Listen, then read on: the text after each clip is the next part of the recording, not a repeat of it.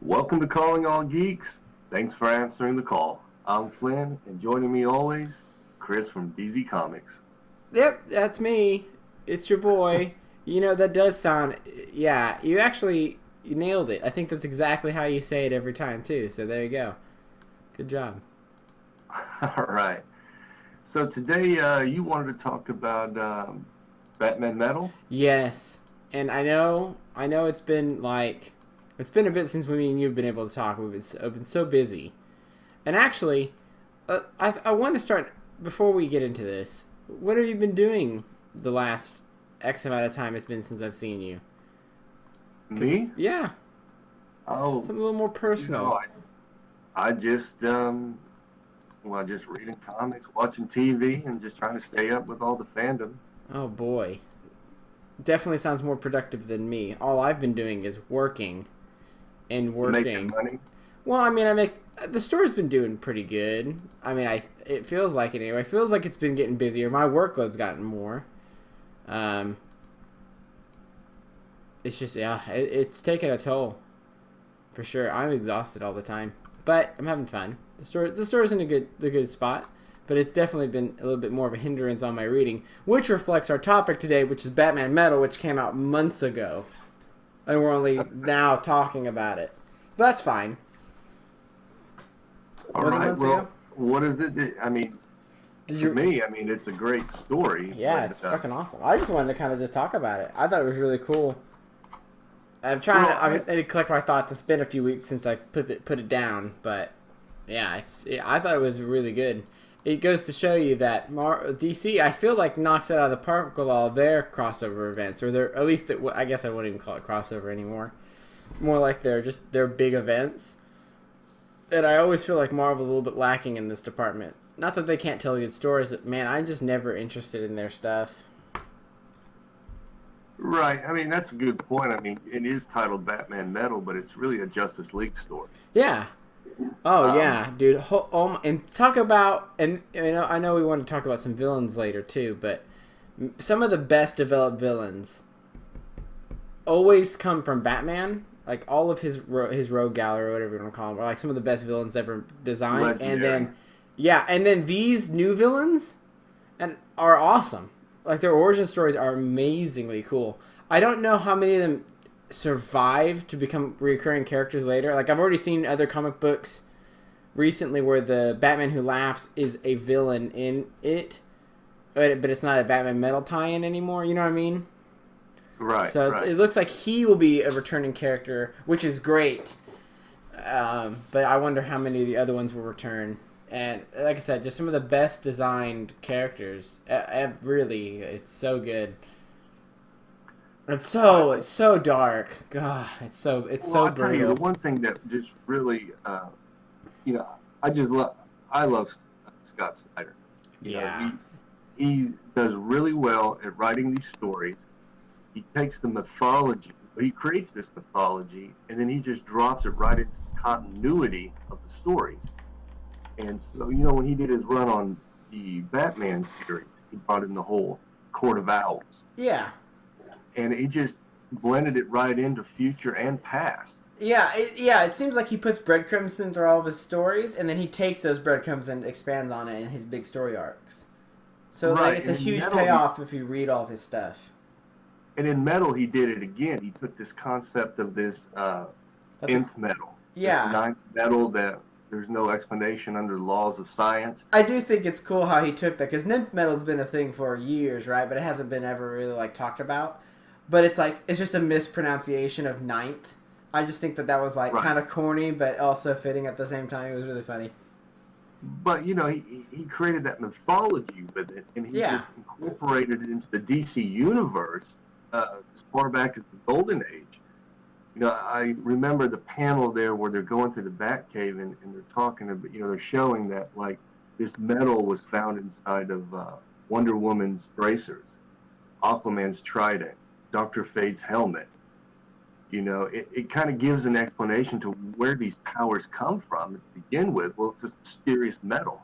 It's just, badass metal that has some sort of reaction to things, I guess, would be the right word.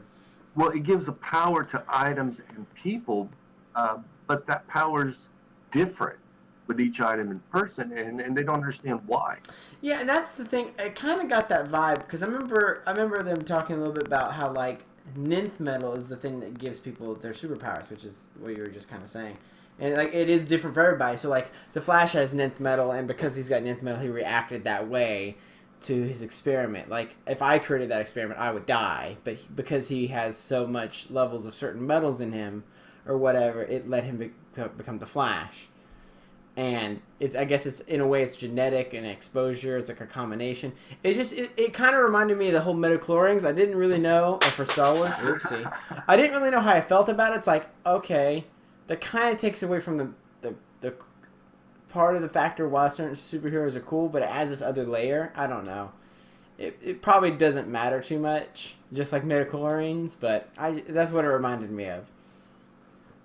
Well, for those that like a little bit of origin story, or they like to know why, Yeah. like for me, I just accept Superman's any fly. Yeah, for sure. Yeah, I get that.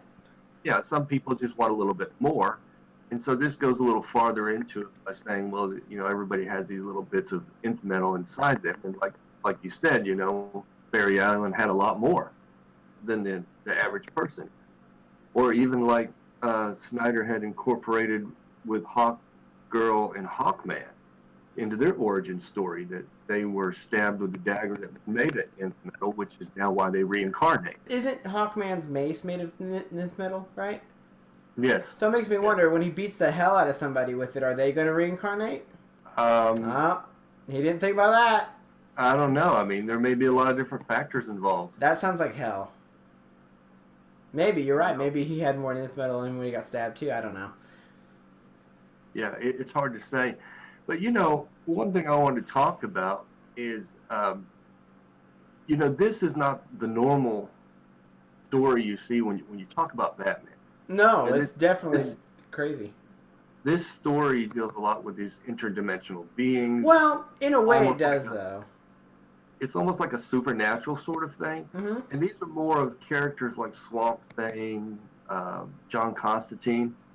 But it just amazes me how malleable Batman is. Oh, yeah. It's very terrifying to think about, like, this is just the first we're exposed to the I guess the negative universe. I forget what they called it. The Dark Multiverse. Yeah, that's what it is, the Dark Multiverse. And all we got exposed to is versions of Batman. The thing is, we only got exposed to certain versions of Batman as these characters. Like, we didn't get exposed to, like, a Plastic Man Batman hybrid, for example. You know what I mean? So, like, they could easily bring this back later. It gives them a lot of possibilities. I like how, like, the multiverse, they have this thing, like, I think this is another reason why I don't like Marvel, is because they have, like, this infinite multiverse, and it gets so wild sometimes. And then DC had that, too, for a bit, but they're like, you know what? No, infinite's too many. We'll just focus on 52 of them. And I say focus loosely. They're not really focusing. They probably focus on like 2 of them, really. But if they ever need to get something outside of that universe, now they have this opposite universe, which is infinite.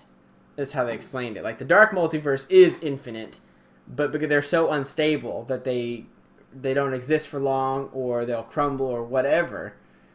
But so people like Snyder or Jeff Johns, if they need to make something out of their ass, not like they couldn't do it anyway, but they can take from this. And I think that it adds flexibility, even though they had that flexibility. It's really weird to describe, but it's really cool.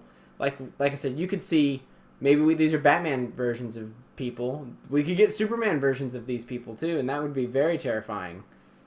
Well, now don't forget, at the ending of the story, they talked about how them using the 10th metal, it didn't they didn't turn back the events of metal. They rebuilt the universe. So I see. I forget that stuff. Wait. Yeah, that was the whole mystery now, is did they create new people, new villains, new heroes? Did they create another? Is there no longer 52 multiverse? Oh, see, 56, could be 62 now. The door's open. I completely missed that part. I don't know, because I remember them getting that badass armor and stuff. Wait, so did the main universe get destroyed? It wasn't just well, yeah. I mean, the damage was done, but it wasn't like time travel where they just reversed everything They in the just past fixed and changed everything. it. They just rebuilt everything Ah, back using that power of that 10th metal. So the consequences are new villains, I new guess. Yeah, I see people, what you're saying. Yeah, new universe. that could be Who cool. knows? Or They've left the door open to where they can here's my build and prediction. create beyond. Here's my prediction. And it's a little bit far fetched, and a little bit out of my ass right now because it's kind of coming out of nowhere. But we talk about new villains, or because this 10th metal thing is quite like, how can you create something so powerful and it's gonna come back? Like, you know what I mean? It's gonna come back in a future storyline, and I guarantee you, Lex Luthor is probably gonna grab it and start doing some bullshit with it. I'm just saying. I can feel it in my bones. It's possible, or it could have just been the whole MacGuffin. It could just been the thing they needed to defeat. Barbados, which I thought was a Batman version of Spectre when I first saw him. It's possible, yeah. But yeah, I mean, that's just I don't know what they're going to do with it. It just It's might super have been cool. the out. The problem when you get these events like that, and you got 2 issues as a prequel, and then you got the whole story's in 6 issues, and so the Yeah. ending becomes a little anticlimactic. That was the problem with Civil War 2. It felt like I had this huge build-up, and then they just had to end it. So I feel like a lot of crossover events have this same problem, where they have this great storyline, and it's not to detract from the storyline, but they clearly have to wrap it up in a fashion, and they do have to do it quick. Even if it was 3 issues, it would still not be, because the build-up feels like it takes like 75% of all the issues, and so you still only have 25% to do a good conclusion. I feel like a lot of comics have this problem. Even I felt like Blackest Night, which is like my favorite crossover, had a kind of a... It was good, but I felt like the climactic was a little lacking. Yeah, it's with all of them, Mm-hmm. and Yeah. it just they need to just extend it a little longer when they get to the ending and just kind of build something big, because it's like Barbados. I guess that's how you say its name. Yeah, Barbados. I'm pretty sure that's how you say it. Um, they never really. I mean, the first time they ever confronted him, they defeated him. Yeah. It's like, Yeah. okay. Which the thing is, like, I think Barbados is like a red herring in a way. Like, he's this ultimate bad guy, but really it's the Batman Who Laughs, I guarantee you, which is a much more threatening than Barbados, I bet. Because Barbados is not a Batman version of a dragon. He's just an entity that is obsessed with Batman. Well, he's an entity that wants to see darkness. Well, yeah, he wants to take all over. life. He wants to take over the multiverse to recreate it, pretty much. He wants to recreate the dark multiverse in his own image or whatever, with a more stable universe. But the thing is, like, all the villains under his control, I use that word loosely, are like Batman versions, but Barbados is not. Although he's like an entity and he's smart, I guarantee you, the Batman Who Laughs could easily just be pulling the strings, or could have pulled the strings. You know what I'm saying? I feel like he's a more threatening long-term villain, which is probably why he's still alive or still kicking. You know what I mean? I just see, and he's not as big as a threat. So letting him run around, like if you let Barbados run around, then the threat the end is near. Whereas with the Batman Who Laughs, it's just havoc. Well, yeah, but when I say, like, yeah, version of the Joker almost. well, the thing is, like, with Barbados, yeah, you're right. The universe is about to end. Everyone's got to pull their resources. But the thing with these, like the Joker, if he sits in the sideline so long, eventually he'll win. And when he wins, it's going to be terrible.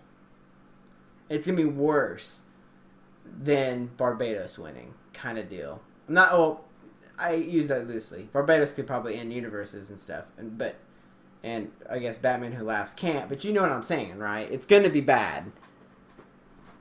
Yeah, I don't know. I mean, after a while, it becomes a game. Oh, speaking of which, yeah, you're right, because he is the Joker who is as smart as Batman. That team up at the end, whew. I'll tell you what though, you're right, it was a little bit anticlimactic until that final fight with the Batman Who Laughs. Huh. That was so kick-ass. Oh, dude, it was so like...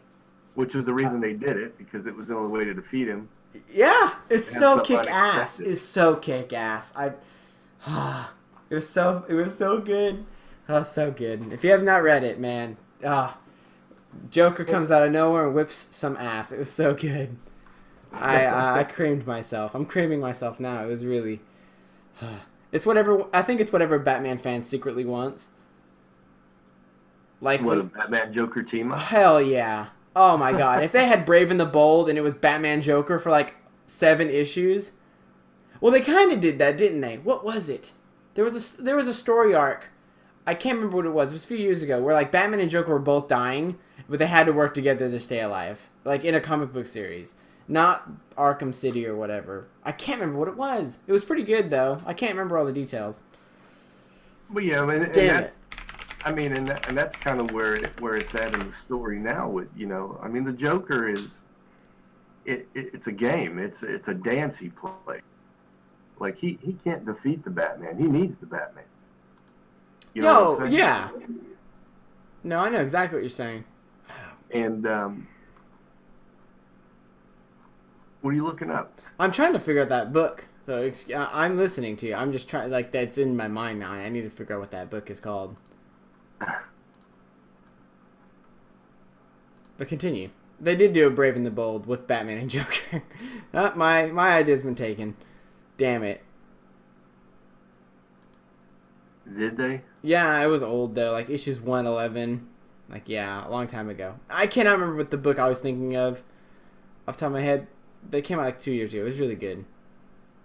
Anyway, what were you saying? I'm sorry. There's no telling. I don't know, but there's no telling. There's so many different books with the Joker and the Batman. Like, Yeah. everything. In fact, just recently, Oh, I guess White Knight was one too. In a way. we were talking about how malleable Batman is. Have you seen Batman Ninja? No, I wanted to though. I'm assuming you've seen. Wait, the DC service is out. Is it on the DC thing?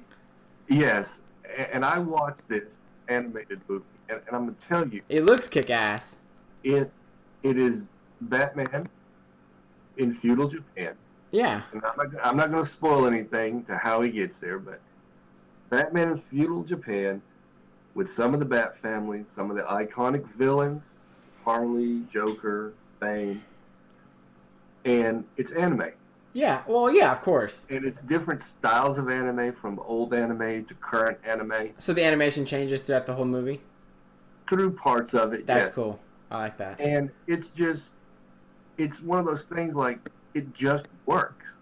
Hell yeah. Like, if you've never seen anything Batman before and this was your first exposure, you would feel like this is Batman. This is Batman's world. It just works. It's one of those secret combinations. Like, Batman is arguably the most popular comic book character ever. But one thing that other people can agree with is that samurais are kick ass. So when you put the 2 and 2 together, it makes for a great combination. But it doesn't matter what you do with Batman. I mean, if you No, you're put right, yeah. Superman and you put him in the Green Lantern universe, he looks out of place. But if you put Batman in the Green Lantern universe, you just assume he's always been there. And if he hasn't, why not? Yeah, that's the thing. Is it's so crazy how perfect.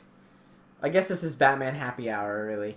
It's really hard. Like, people give DC a bad rep, and I guess Batman Metal is, in a way, a predictable outcome with what they're trying to do. They're trying to Batmanify. You can tell the theme is, how can we make everything dark? And I know DC's kind of always been darker than Marvel, which is fine. That's why I kind of like DC more. It feels more realistic in the way when it comes to the conflicts, I guess.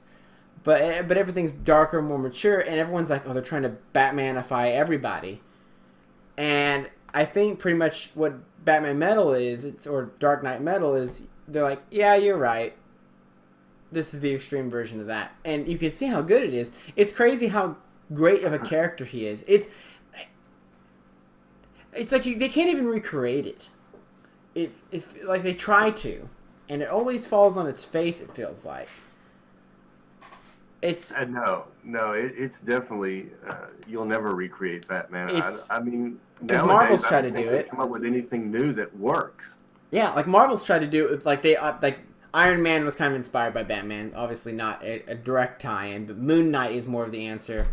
for Batman, and Moon Knight, although a really cool character, I think is cool. He's failing. I think they announced recently. I think I heard somewhere that they're never gonna do another Moon Knight comic. They said, or something stupid like that. I don't think that's true, but like that's their direct answer to Batman, and Marvel can't do a damn thing with it. Like it's just so crazy how perfect of a character. And who doesn't like Batman? I don't think I've ever met a single person who's like, you know what, Batman just sucks. Batman is the worst.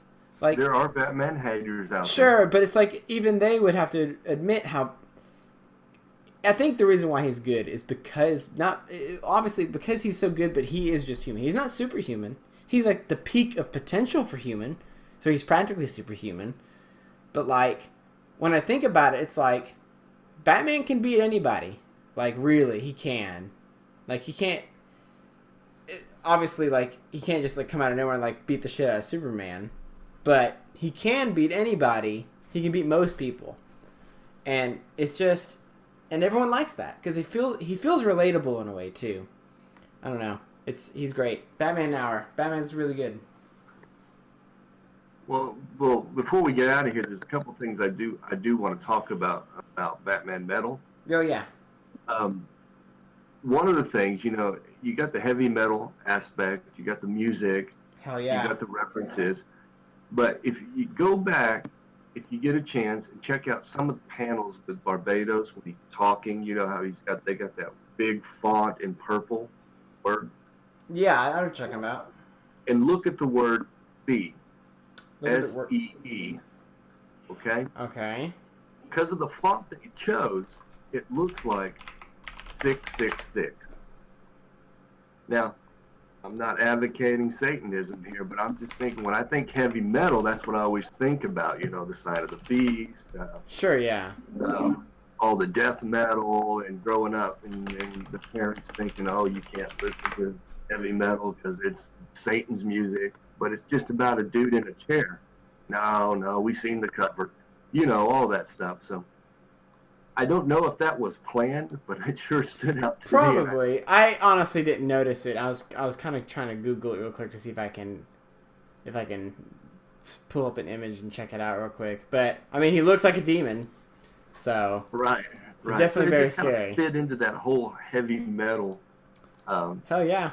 Style and theme they had going on, and all the names too, right? Red Death, the Drowned. Fucking the Devastator. What was the Merciless? What was Green Lanterns? The fucking Needs a Dentist, something like that.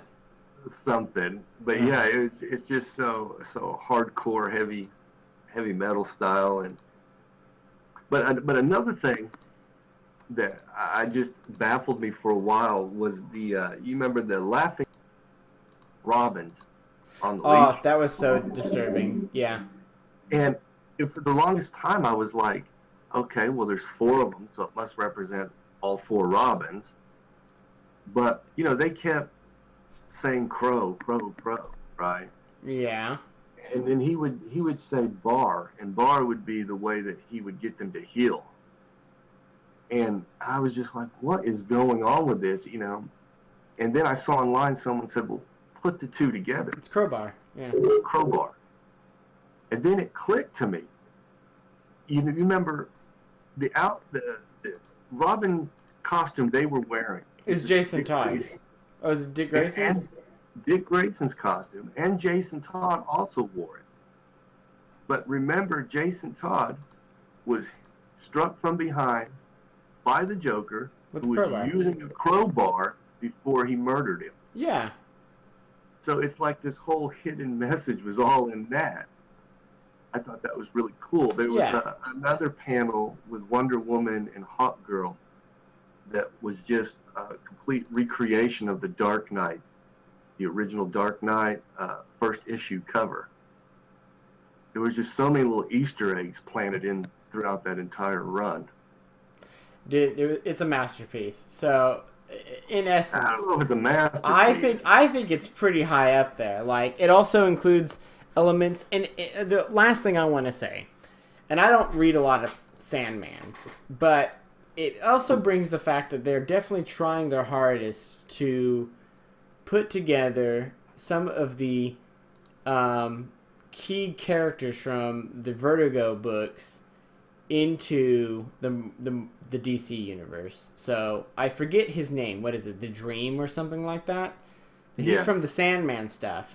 And they don't do a lot of stuff with celestial beings, but he's kind of at that level, like a celestial watcher or something to that effect. Marvel has a lot more of this celestial stuff down pat than DC does. But I think it's kind of cool. They're like, okay, Sandman's pretty kick-ass. Well, we'll use some of that. And obviously, because they're bringing the Watchmen are like this really big thing that's been going on. It's really been leading up for a while. And it's just cool that they're taking elements from their expanded... I don't know what the proper word I'd use. The warehouse is not the right word, but you get what I'm saying. Like, all this cool stuff that they can use, that he's using it. And it's so good. Yeah, well, definitely one of my favorite I know what books. you're saying. I mean, a lot of these characters that have hidden over in the Vertigo is just because of their more mature content. Mm-hmm. But DC's been showing lately that they're getting away from the G-rated stuff. Which is good. I think that they should embrace the more mature. I'm not saying they can't come out with books that are geared towards kids. Of course they can. They could make an adult, like a more adult-themed Teen Titans book, but then they can also make a more kid-friendly Teen Titans book. There's nothing that says they can't do both. But their main line, like their main characters, their main books, I think if they embrace more of the mature, they're going to, as they're doing now, stomp Marvel. I think Marvel is too focused on political bullshit, to be quite honest, and it's hindering them from doing anything. I was pretty mad when the Batman Damned second printing got announced and they were taking out his penis. Like, why? Do people not know what a penis looked like? Was there, like, I understand that there was a little bit of an uproar that, okay, this is a Batman book, but it has this label on it, and they've only been telling people for months that this is supposed to be a mature label, that we're going to take our books and we're going to make a mature book about it. And people weren't expecting outside the continuity. Yeah, like, but it's just like, really? It was that big of a deal? It just kind of bothered me that they backed out from that. I wish they would have kept to it. I'm not saying I want to see his dick in every Didn't book. they blur it? I don't know what they did. I didn't get a chance to read it, but that's not my I think they ended point. up blurring it or something. Maybe. I thought they just took it out completely. But my point is, I think they should stick with their guns and keep going. Maybe not darker. I think this is really dark, but keep on this more mature theme. Yeah, I think that's where I stand. Well, that's where I'm going to cut you off because we're running out of time. Dip damn, you're right. Holy crap, it's already been that time. Man, we just get going sometimes. You got any last words? You should definitely come to DZ Comics and Gaming and buy Dark Knight Metal. I keep this sucker in stock all the time, and it sells pretty good too. I would recommend it. All right. Well, if you like this show, smash the like button. If you're new, subscribe, and we'll see you next time. Bye, guys. Great.